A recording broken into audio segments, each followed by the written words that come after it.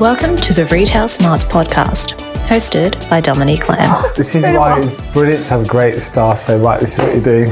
Hey, welcome back to our Retail Smarts podcast. Today we are very, very lucky to have in our podcast room, we're speaking with Rob Godwin from Lovehoney, and we are so thrilled to have you here. You have such an incredibly interesting business, and we just want to hear all about it. So thank you for joining us. It's great to be here, and just finally it's great to sit down and have a chat. We were just talking about how well certain categories did during COVID. And of course, you know, this whole podcast won't be about COVID, but just, you know, tell me, what were the categories that, you know, were very, very successful during that period? Yeah, as a pure play online retailer, we've seen food, alcohol, home furnishings, but also sex toys. And that's where Lovehoney, both on a global perspective, with our head office in the UK and distribution centres in Atlanta and here in Brisbane, Queensland, we've seen huge growth. We've been very fortunate to be in a category that has grown and that has seen a positive effect from COVID. Don't get me wrong, we'd rather seriously not have this and be business as usual. But there's been potential, and we've utilised that potential. We've increased our market share. We went from 28 staff to 64. Wow, that's amazing. In 7 months. So incredible. With potential came issues. So growing pains, I should say.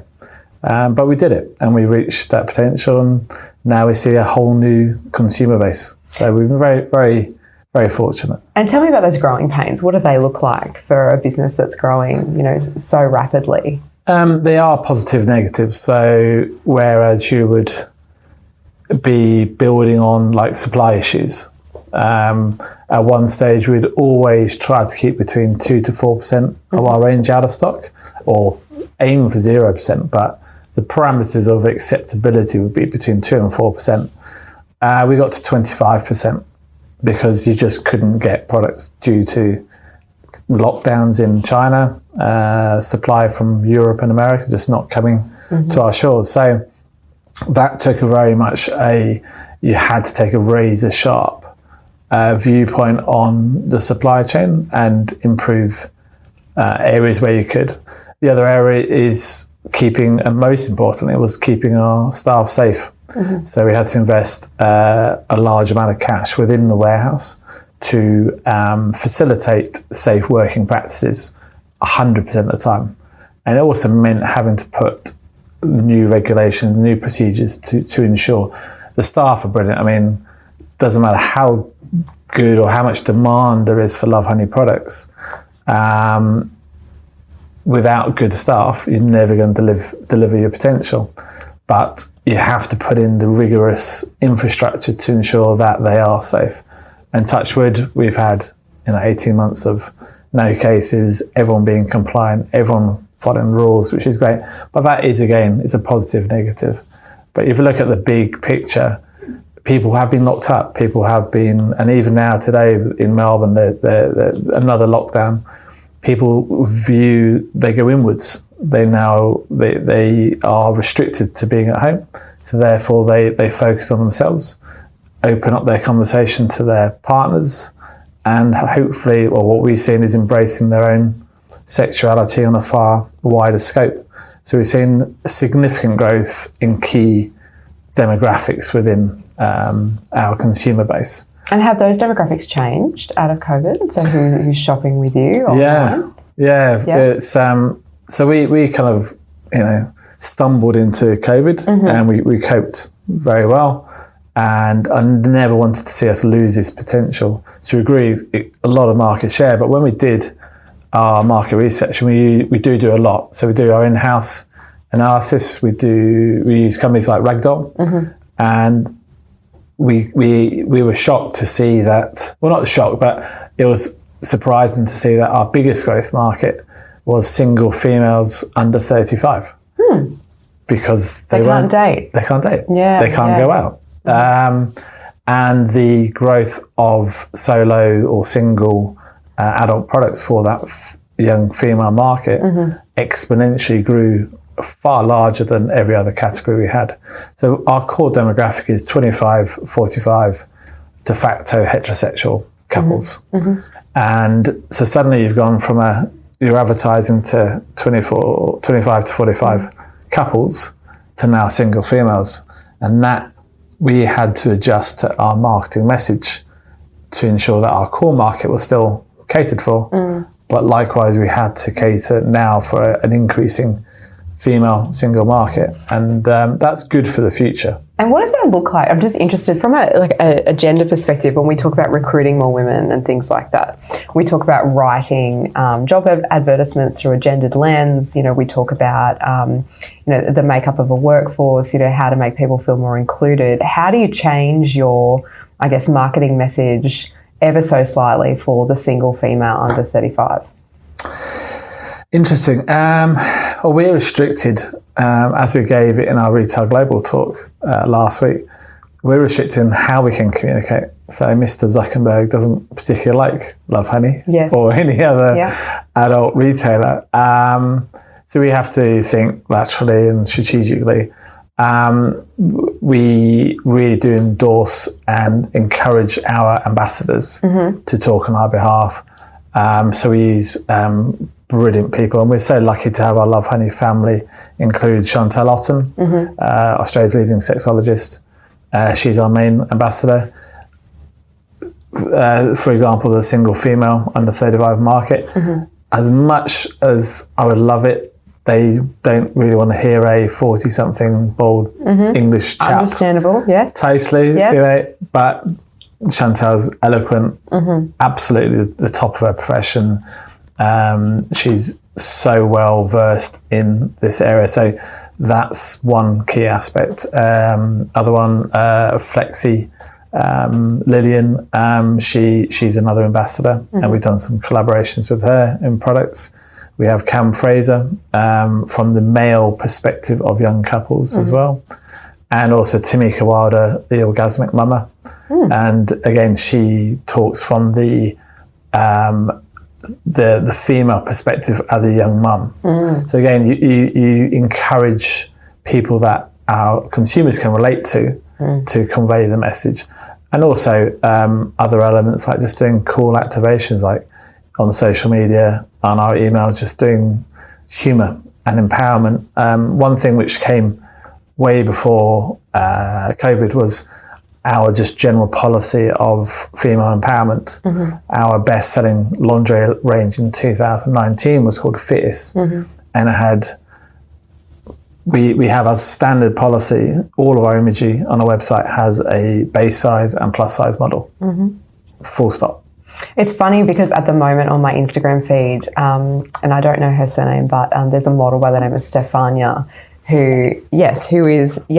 so she is currently modelling all of the Lovehoney lingerie. And so I thought when I asked you the question about under 35s, that's what you would say to me, that it's, perhaps you're advertising around apparel as opposed to products and things like that. But she's very well known, obviously, in circles where you would talk about other products in that space. It's there is a market. And companies, for example, like Honey Birdette, they do aim at the hyper good looking size 4, 6, 8, etc. That's their market positioning, and there's nothing wrong with that. We tend to, our demographics are wider scope, so therefore we want that inclusion, we want that diversity, we want everyone, doesn't matter what colour, shape, size, whoever you are, as long as you have a positive sexual journey, that your sexual well-being is at the forefront, and that's why we have a real a wide selection of ambassadors to attract everyone, really. I think the other thing is from a company perspective, most of our directors, most of our senior managers are female. I think I'm the only male director in Australia. All of our top line, bar one, is female. In the UK, 2/3 of our directors are female. We're in an industry where the most of the money is spent by females. And do you actively recruit for women, or do you find that they naturally gravitate towards your brand because, you know, in effect, because of who you're targeting, it's really designed to, you know, suit women and for them to feel comfortable, you know, in that environment? I don't think we have a bias in the recruitment process globally or necessarily here. It's just the best candidates are female. It's just down to ability, and the fact that we are selling to a predominantly female audience helps. And so I'm not sure all the gentlemen would like that, but tough. The females are absolutely kicking the proverbials of the chap. So long may that continue, really. Yeah, wonderful. It's interesting because in retail we know that around 11% of retail CEOs are women. So it's still quite a small amount, and a lot of the time it has to do with the fact that we aren't great at growing, you know, our staff from shop floor or warehouse floor through to those leadership positions. What do you do internally to grow your staff throughout your business? That's a great question. We refer to our team as a Lovehoney family. We had our second baby this week, wow. Which is fantastic, from Annie, who's our content manager. We had 3 engagements in the last month. We have 3 dogs that come into the office every day. And my 2 boys come in at least once a week, and they've been there since it was our spare bedroom in Indooroopilly in Brisbane to now we have 5,000 square metre warehouse. Wow. So they've been throughout the journey. Part of that evolution of the staff is to give them the tools to grow and to be biased to encouraging them to grow within the business rather than necessarily putting in someone new externally. Yes, having new blood into the business at specific times is good. It's good for morale, it's good for new ideas, reinvigorating the workforce. However, I think retention of staff, the empowerment of them. So, for example, customer service team, they don't sell. They physically only offer advice and solutions to the customer on a global scale. So we'll deal with America and the UK during our working day and vice versa with our UK call centre. But that's a 3-month training program. So we invest a lot of time and we empower them. So if there is normally when people call a call centre to complain, where's my order? Or something's wrong. So we give them the empowerment to deal with those issues straight away, turn a negative into a positive. But that breeds a very positive culture. And so people want to stay. Our staff retention is the highest in Australia than all of our global businesses. So for example, Jasmine, she's been with the company 9 years, 2 years in the UK, 7 years since we started. And we've become market leaders in that 7 years, which is pretty amazing, really. We're market leaders after 4 years, which shouldn't have happened, but we went for it and we did it. But she's a great example where she went from customer service manager to training manager to 2IC to now the general manager. So she's she does all the dirty work in the business. So she's your succession plan. Yeah. Yeah, amazing. And you have to build for that. So if I ever lead the business, which I can't see myself doing, hopefully, just yet, we have a succession plan. The business comes first. Paigey, she's amazing, got engaged this week, which is awesome. She started off as a weekend casual customer service at university. She became deputy manager customer service. She then became online trading exec. Now she's the e-commerce manager, only 25, and she's got a team of 4. Wow. Tash, our head of marketing, she started in the warehouse, travelling around Australia. 4 years later, she's got a team of 4, and she's head of marketing and PR. Oh, that's incredible. Giving the best thing I can do as a director and leader is support my team. 2 years ago in Retail Global, Bob Schwartz came over from America. Yes. Fantastic chap. Yes, he's incredible. I'm a big fan of Bob. And Bob, for listeners, is head of e-commerce for Nordstrom and created Magento and thousands of other brilliant companies. Absolute legend. And he described Blake Nordstrom, his dear friend, who did the reverse triangle of company structure, where the CEO is at the bottom, then your senior executives, then your middle management, then your customer-facing staff, and then your customers. And that is exactly how we run Lovehoney. I'm here to facilitate my staff, not for my staff to facilitate me. So I'm the bottom, and I give them the tools to exceed because they make me look good.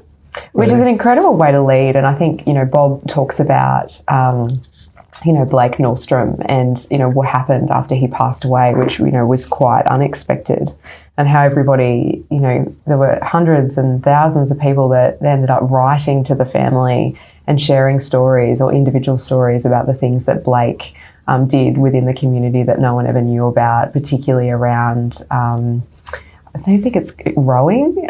Yeah. And so he was, certainly they are an incredible retail family. I think when you look at, how retailers interact with community, at the moment there's this real rise of kind of consumer activism. And I imagine in your space, it's quite prevalent because of the nature of the content of what you're selling. How does that impact the things that you talk about on social media, the stances that you take on certain issues, and just how you engage with, different parts of the community? Yeah, that's fascinating, and it is very topical at the moment. Again, we're very fortunate to have had, we have our core values within the business, and that's kind of trained from day one within, and it's the core values like it's nice to be nice. You can never know enough about sex. Going the extra inch, yes, a little bit cheesy, but it conveys the right approach to how we view these bigger socio-economic events. I think with the Me Too movement and the whole consent issue currently being discussed and female empowerment, way before that was always one of our principles. We always had models of mixed sizes, of mixed diversity, etc. And that's just been a norm for us. You have to very, specifically when we're talking about a sensitive subject like sex, like sexual wellness, you do have to tread a very careful line where you don't want to be, hey, look at us, look at what we're doing. You don't want to come across as jumping on the bandwagon and being sensationalism or, look at us, we do X, Y, and Z now just because it's a hot topic. What we tend to do is just carry on. And I think that's a very important message we give to our staff is this is who we are anyway. We in our team of staff, we have every sexual orientation. Literally, it's a spectrum and it's brilliant. To us, we don't care because that is a norm. And I think breeding that normality into a business is probably one of our greatest achievements, in that it is just, we don't see it as special. We don't see it as something to jump up and shout about. It's just part of who we are. I mean, what you're talking about is in effect diversity thinking. So they say that where you have the 7 different diversity minds at a table, that you get a 20% better outcome. And so by having a very diverse workforce, which is what you're describing, it's proven for you guys. I mean, totally. You're market leaders within 4 years. So how much do you think you can attribute some of the values and things from your staff to the success of what you've built? It is a fundamental. I think they go hand in hand. We wouldn't be as successful or are continuing to be successful if it wasn't for our staff, their approach, their communication to the customer. I mean, for example, the most common thing is where's our order? Mm-hmm. And if it's one day late, we'll give them free freight. Full stop. Not even a quibble. Mm-hmm. Sorry, as soon as it arrives, if it's a couple of days late, we'll send them another product for free. If you get 2, good for you. You can share them. So that's, you work so hard, specifically with Google, where we're paying so much money to them for PPC and above the line advertising. you spend so much time and effort and cash to get these customers. Treat them with respect, treat them with kindness. So it's a lot cheaper for you to give them a free product and apologise and you're turning it from a negative to a positive again. But I think also where you can create an environment where the customer wants to buy from you. So by having a very diverse and inclusive marketing message, like we are just about to change our TVC. But in our current TVC, which is Turn On Australia, we have interracial couples, we have same-sex couples. And that's a norm for us.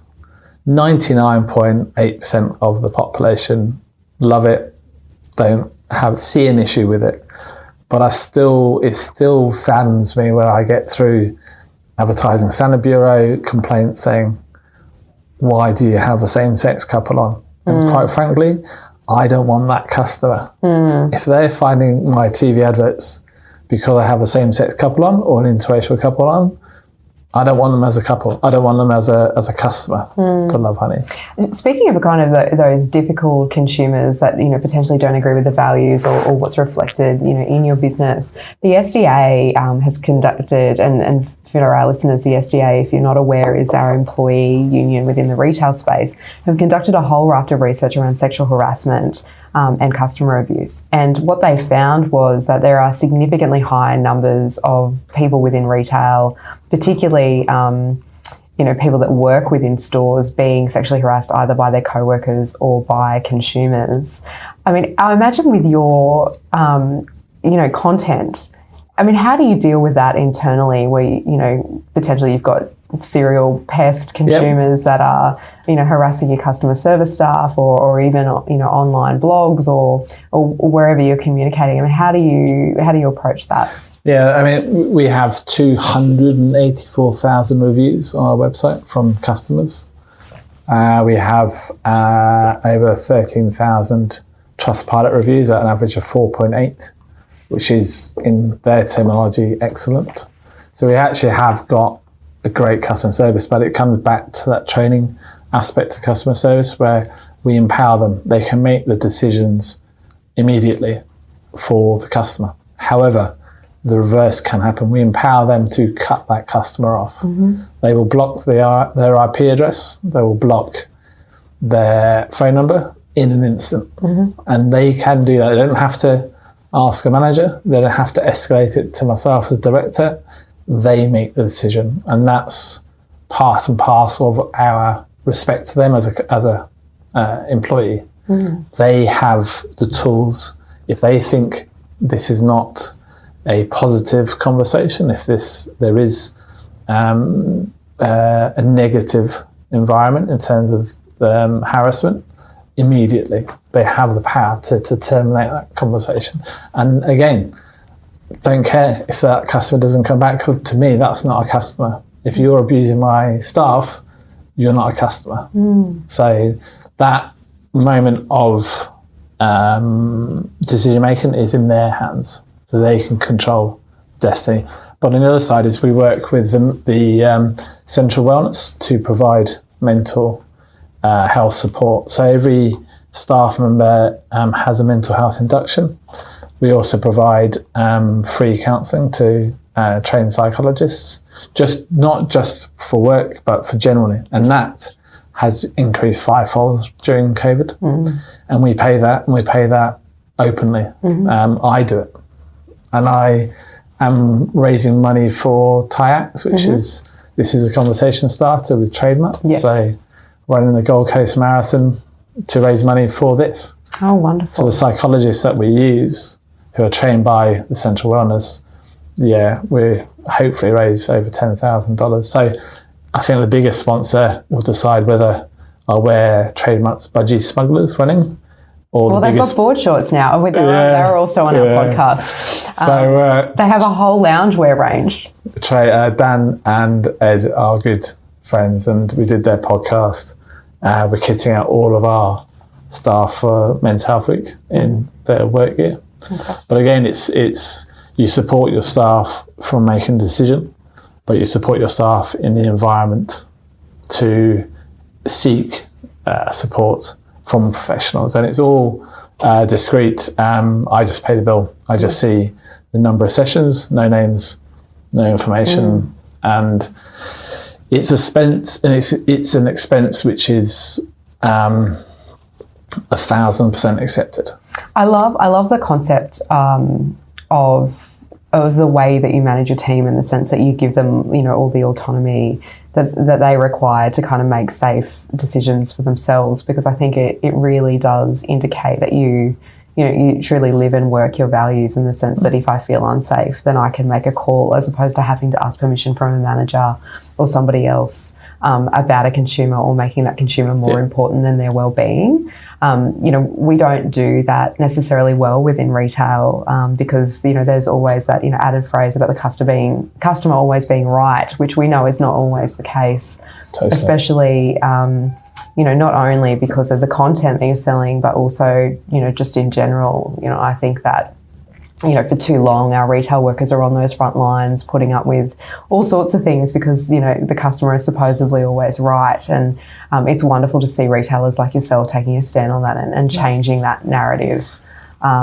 particularly for our young workers. Yeah, I think that the narrative has to start from the top. You have to embed that within your organisation as a standard, as normality, not as an exception.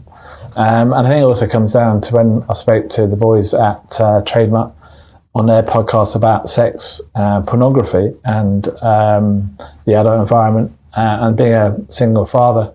I teach my boys about consent and about the real world, that porn isn't the real world. And also just my greatest admiration to my sons who are 15 and 11. And I think the thing I find so endearing about them is their politeness. So when we go shopping, when we do things externally, when they meet my colleagues or staff, or that they are respectful, they are courteous, and that gentlemanly aspect, I think, is a great trait. That, as a father, that's what I try and install in my boys. And also, it sounds like you're a bit of a father of the Lovehoney family as well. So that's really wonderful to hear. We are running out of time, but I just wanted to ask you before the end of our podcast, I hear that there are these amazing warehouse tours that you're conducting, and I thought our listeners may want to attend one. So I thought I'd give you a shameless plug about these warehouse tours. So tell me a bit about those.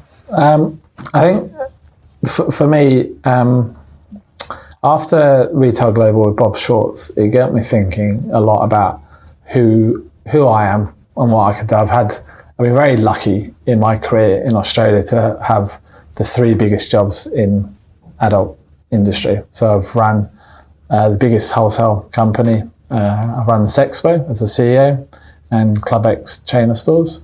And I created Lovehoney from 50 Shades of Grey.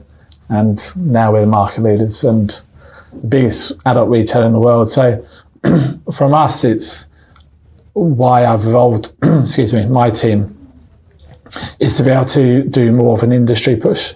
And the industry push is really about putting a spotlight on our industry, that we are normal. We are having a good, positive sex life is as good as eating good food, having healthy drinks, having a healthy dialogue with your partner or your family, etc.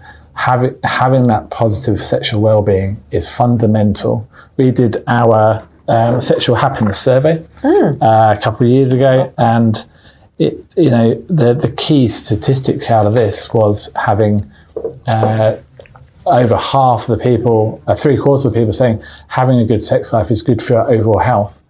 But critically, having a good sex life improves your mental health. 25% of respondents said that. So where the warehouse tours comes into this is I want to showcase us. I want to showcase how our customer service works. I want to showcase how we manage to market our business in a progressive way when we can't do it on Facebook, where we have to rely on above the line and use our ambassadors. I want to let our warehouse staff talk to other companies to be proud of Lovehoney being a sexual happiness people. So part of this is an advertising thing. Part of it is to showcase to other business leaders what we can do. Like Handy is our charity where we're designing a sex toys for the disability community, and we sell their book where 100% of the revenue goes back to Handy to fund this development, not profit. Everything we do, free shipping, everything goes back to them. To be able to do a warehouse tour and showcases, to me, is very proud. To me, it's a really endorsing factor of where we have moved the business. But I think on a funnier side, the warehouse show bags when you leave are even better. Oh, my staff love them. I was on maternity leave when our staff did it, and I heard all about the show bags and the ride home in the cab. They had a ball. Absolute ball. They really, really enjoyed it. And it's, it's wonderful to be part of a retailer, I think, behind the scenes, because you don't get to see all the things and talk to all the people. And of course, the show bag is a conversation starter. I actually brought you a show bag as well. Thank you so much. Today. Thank you. There you go. Excellent. There we go. Wonderful. So I feel like this week someone sent me knives, and now this is a whole new... Jeremy? He did. Jeremy sent me knives. Jeremy. And this is a whole new... Yeah, and Anthony dropped me a line and said... of course he did. Yeah. Yes, Anthony is my husband, for everybody who's wondering. I think I think they're on the tour, etc. Is, we are in a very fortunate position. We are industry leaders. We do run a community within e-commerce, and I think where we can help each other in learning, we are pretty good at what we do. You can order something at 5 p.m. in Sydney and Melbourne, and you'll get it next day. Yeah, it's incredible. You guys are amazing. We're definitely, leaders in your field, and, you're almost, are there any other competitors? There are in various parts of Australia or the globe, because we're now in a global industry. It's not just Australia. Amazon will be our biggest competitor in the future, but we also are the biggest seller as well. So there's a bit of a oxymoron situation there. But just for example, our major competitor, if you can only be horny between 8 a.m. and 4 p.m. Monday to Friday. Right. If you are... on the weekend, which you would think you've got to wait till Monday to talk to them. Right, okay. But they won't change their ways for their customers. Yeah. We only had 7 hours last year where we went online for our customers, which was on Christmas Day, where our 2 call centres or 3 call centres around the world were off. So 7 hours out of 365 days is pretty good. Yeah, that's incredible. If we can help educate other Australian retailers, omnichannel or pureplay, by coming in, seeing how we do stuff, and they can take that away from them. As long as they don't get into the adult market, we're happy. But it's about the community. And if I can share our experiences where we've succeeded or failed, and they can improve, then the whole e-commerce industry will lift. Fantastic. And before we go, what is your top tip for somebody starting within either e-commerce or bricks and mortar retail? Go for it. Go for it. Amazing. Just Love literally that. Just jump in. Just do it. Life's too short. Rather do it and fail and not have any regrets in life. Hey, I've done a couple of business, lost a few houses, but I've also created the biggest adult retailer in Australia. Incredible. So do it. Wonderful. Thank you so much for speaking to us. It's been my absolute pleasure. And hopefully we can speak to you again. Kudos to the NRA, everything you do for the industry, and keep pushing us with local government and federal government. Thank you.